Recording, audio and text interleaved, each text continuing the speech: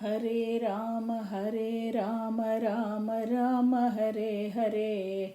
Hare Krishna, Krishna Krishna, Hare Hare. Hare Rama, Rama Rama, Hare Hare. Hare Krishna, Krishna Krishna, Hare Hare. Hare Rama, Rama Rama, Hare Hare. Hare Krishna, Krishna Krishna, Hare Hare. Chapter 12. Shri Shaunaka Uvacha Ashvattam Nopasrushtena Ashvattam Nopasrushtena Brahmashirnor Tejasa Uttaraya Hato Garbha Ishena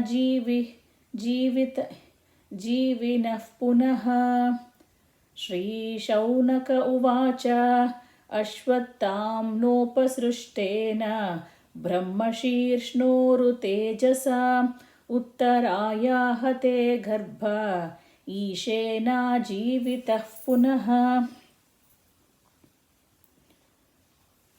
The sage Shaunaka said, "The womb of Uttara, mother of Maharaja Parikshit, was spoiled by the dreadful and invincible Brahmastra weapon released by Ashwatthama, but Maharaja Parikshit was saved by the Supreme Lord.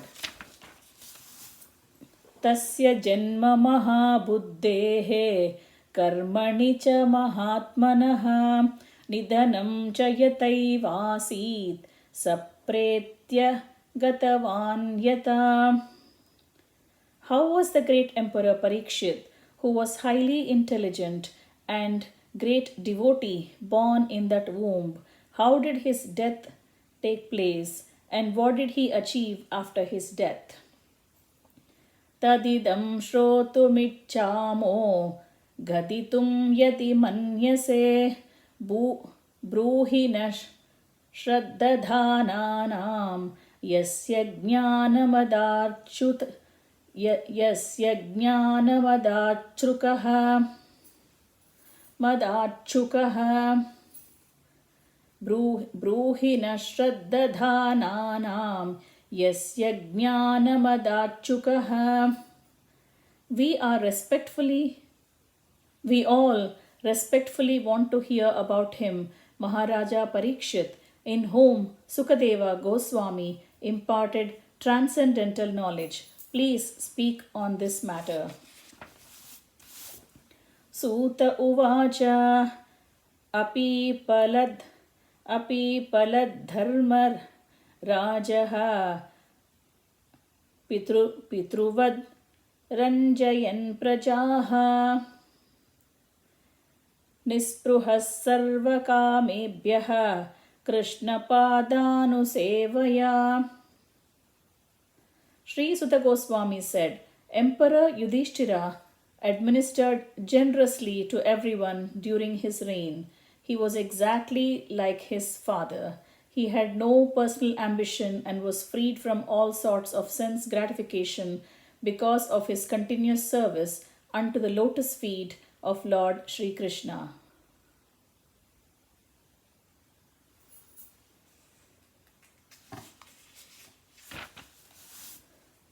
Sampadah kratavo loka mahishi bhrataro mahi jambudvipatipatyam cha yashascha tridhivam gatam. News even reached the celestial planets about Maharaja Yudhishthira's worldly possessions, the sacrifices by which he would attain a better destination, his queen, his stalwart brothers, his extensive land, his sovereignty over the planet Earth and his fame, etc. Kim te kamas surasparha mukunda manaso dvijaha adi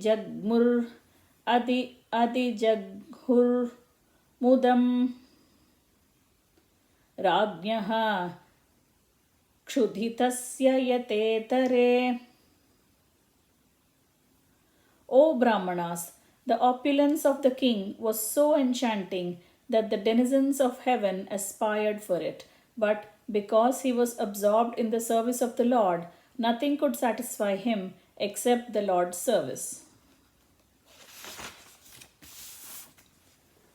Maturgarbhagato viraha satada bhrugunandana dadarsha purusham kanchid dahyamanostra tejasa.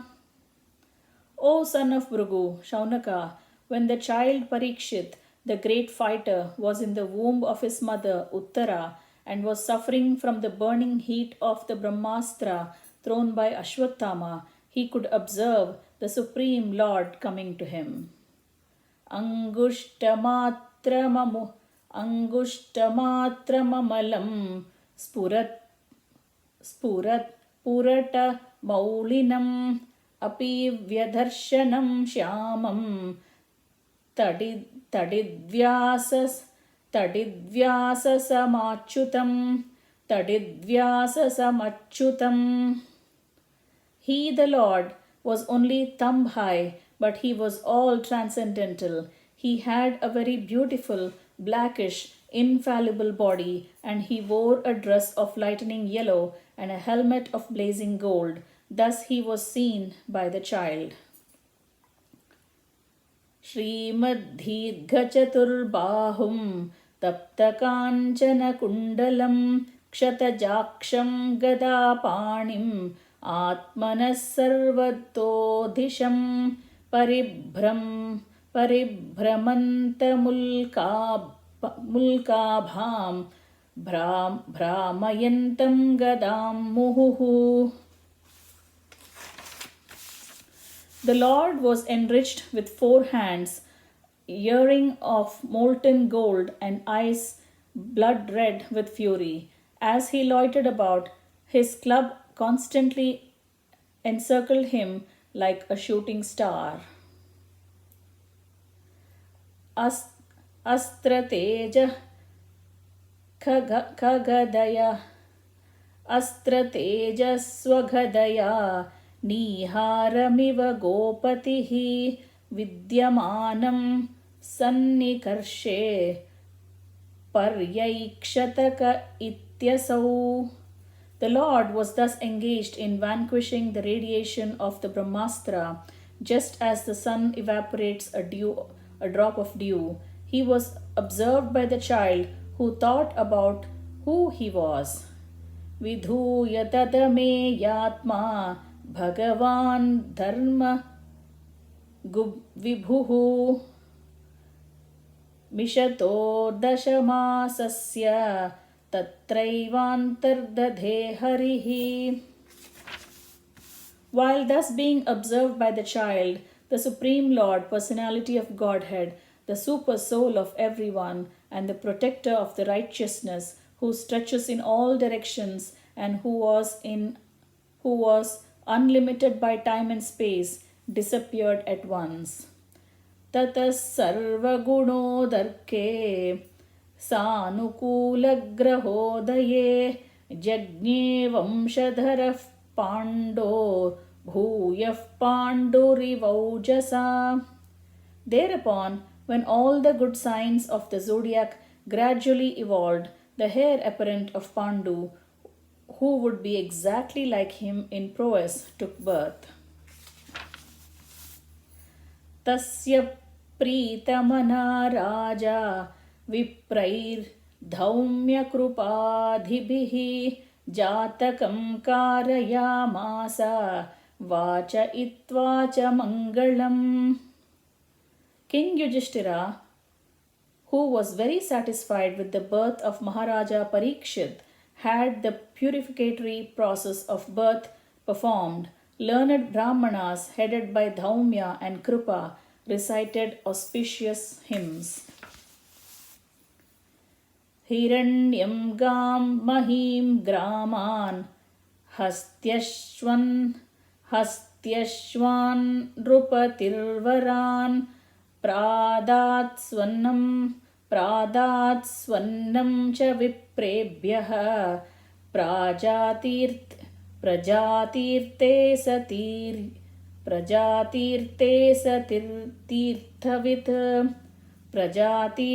सतीर्थवित्.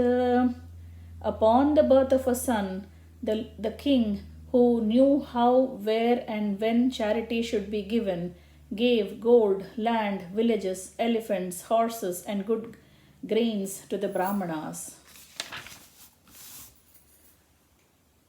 तमोचुर्ब्राह्मणास्तुष्टा राजानं प्रश्रयान्वितं येष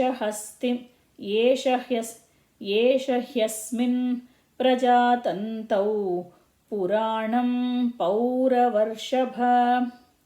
The learned Brahmanas, who were very satisfied with the charities of the king, addressed him as the chief amongst the Purus and informed him that his son was certainly in the line of the descent from the Purus.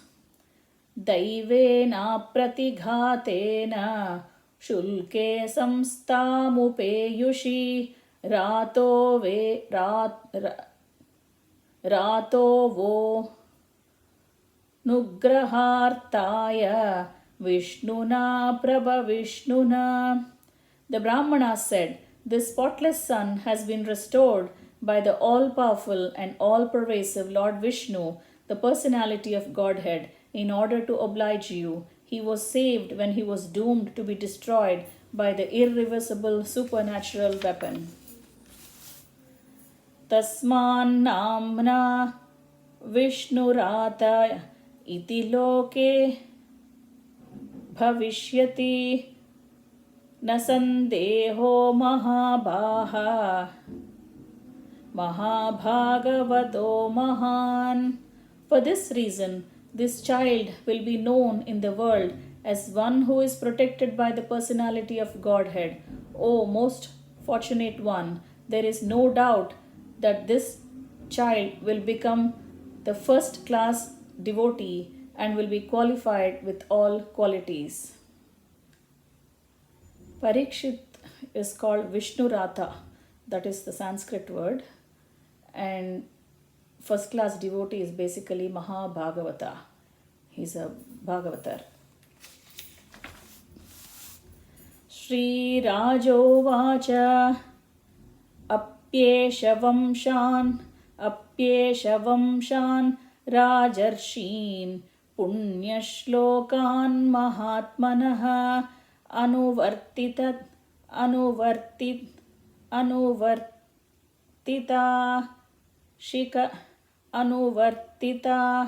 Shidyashasa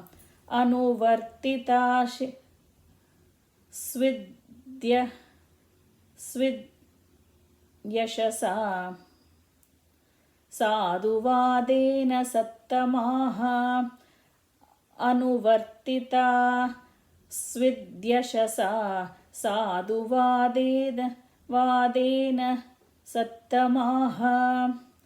The good king Yudhishthira inquired, "O great sages, will he become as saintly a king, as pious in his very name, and as famous and glorified in his achievements as others who appeared in this great royal family?"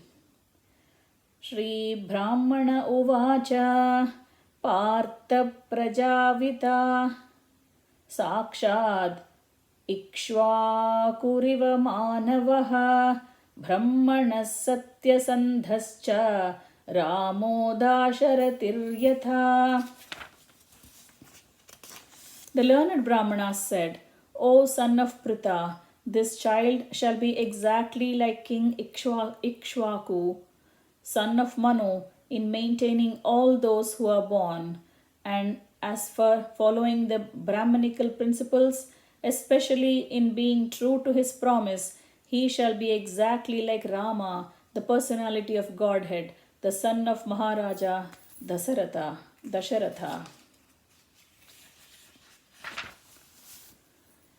Yesha data शरण्यश्च यथा शौरी नरर्षिभिः यशो वितनिता स्वानां धौम्यन्तिरिव यज्वनाम्.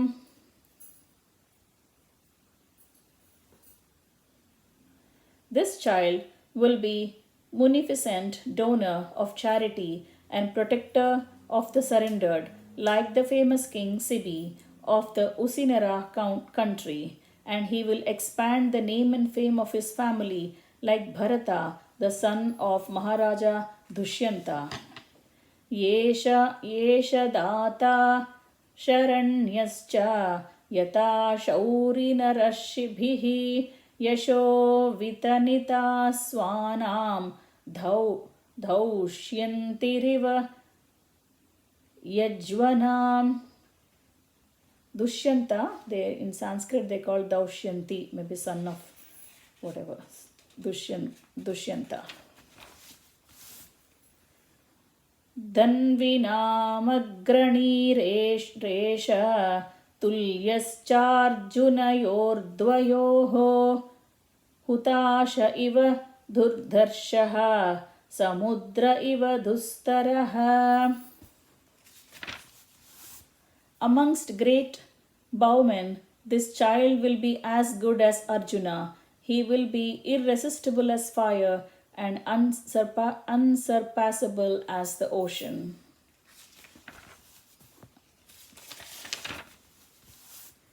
Mrugendra iva vikranto nishevyo himavaniva titikshurvasudevasau mahishnuh pitaraviva. This child will be as strong as a lion and as worthy a shelter as the Himalaya mountains. He will be forbearing like the earth and as tolerant as his parents. Pitamahasah samye pitamahasamas samye prasade girishopamaha आश्रयः सर्वभूतानां यथा देवो रमाश्रयः. This child will be like his grandfather Yudhishthira or Brahma in equanimity of mind. He will be munificent. He will be munificent like the Lord of Kailasha hill, Shiva, and he will be the resort of everyone, like the Supreme Personality of Godhead, Narayana, who is even the shelter of the Goddess of Fortune. Sarvasadgunamahatmye yesha Krishnamanuvratah randideva ivodharo yatatiriva dharmikaha. This child will be almost as good as Lord Krishna by following in his footsteps. In magnanimity, he will become as great as King Rantideva, and in religion, he will be like Maharaja Yayati. Dhrutya balisamah Krishne Prahlada iva sadgrahah ahartaishoshvameghanam ahartaishoshvamedhanam vruddhanam paryupasakah.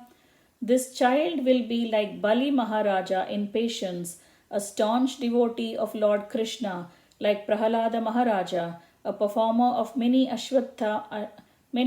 Ashvamedha horse sacrifices, and a follower of the old and experienced men. Rajarshinam Janayita Shasta Chotpataghaminam Nigrahita Kaleresha bhuvo dharmasya karanat. This child will be the father of kings, who will be like sages. For the world peace and for the sake of religion, he will be the chastiser of the upstarts and the quarrelsome.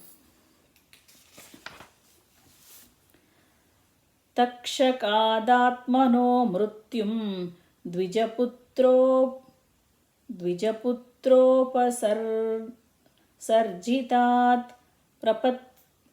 प्रपत्स्यत उपश्रुत्य मुक्तसङ्गः पदं हरेः.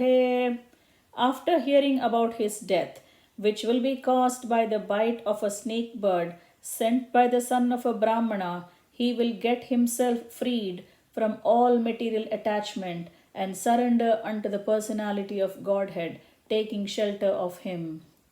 Jijñāsitātmaya tarkshyo munervyāsasutādhasau hitvedam nrupagangāyām यास्यद्धाकुतो bhayam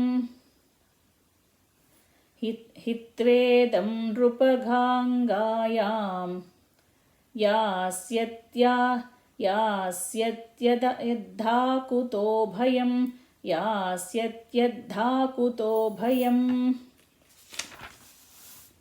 After inquiring about proper self-knowledge from the son of Vyasadeva, who will be a great philosopher, he will renounce all material attachments and achieve a life of fearlessness. Iti rajñā upadishya viprajātakako vidhāha labdha patichaya labdha pachitaya sarve pratijagmuh swakan gruhan.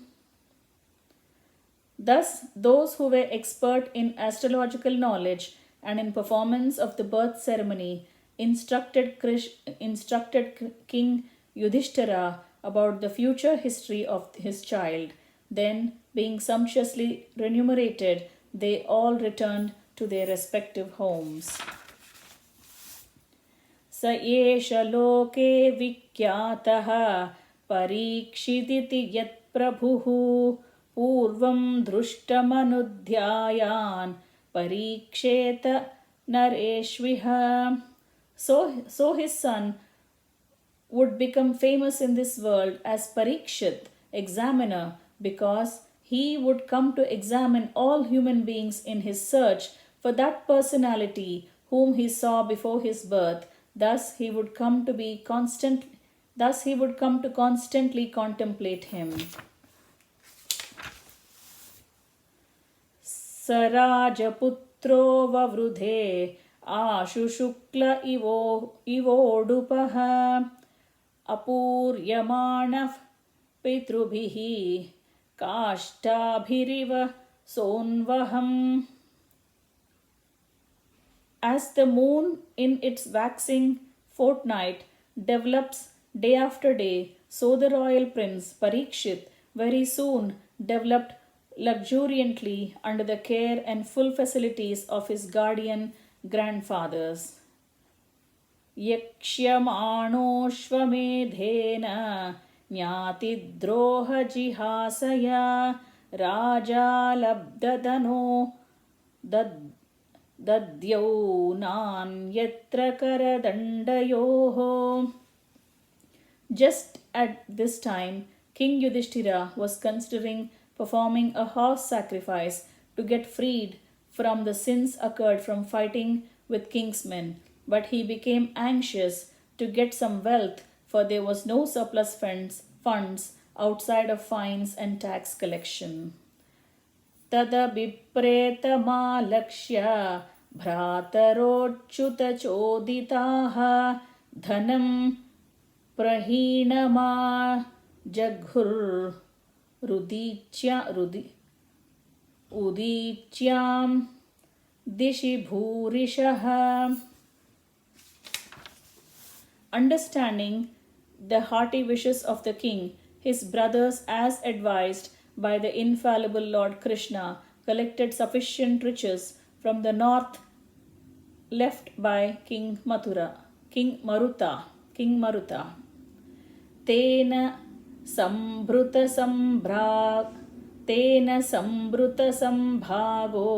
dharmaputro yudhishthiraha वाजिमेघैस्त्रिभिर्भीतो यज्ञैः समयजद्धरिम्.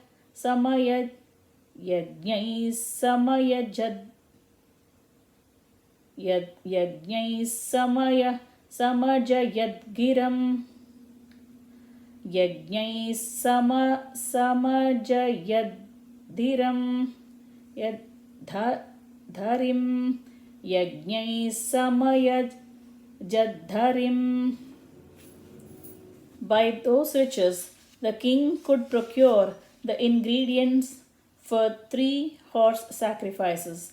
Thus, the pious King Yudhishthira, who was very fearful after the battle of Kurukshetra, pleased Lord Hari, the personality of Godhead. Ahuto Bhagavan Rajna Jayayitva Dvijairnrupam Uvasa Katichinmasan Suhrudam Priyakamyaya. Lord Sri Krishna, the personality of Godhead, being invited to the sacrifices by Maharaja Yudhishthira, saw to it that they were performed by qualified twice-born Brahmanas. After that, for the pleasure of relatives, the Lord remained a few months.